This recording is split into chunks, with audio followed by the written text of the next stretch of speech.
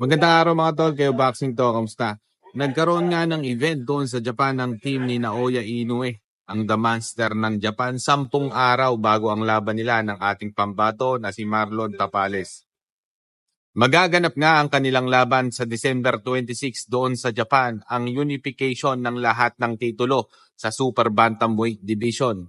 Kaya naman na mapapansin nyo na Super Saiyan na itong si Naoya Inoue, nagpakulay na ng buhok. Super Saiyan na ang dating nito.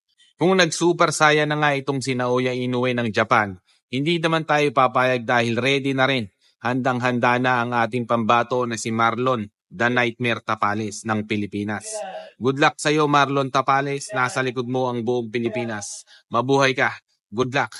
I-comment nyo na lang dyan mga tol sa ibaba kung may mga komento kayo at maraming salamat sa pagsuporta sa ating mga pambato sa larangan ng boxing. Maraming salamat mga tol.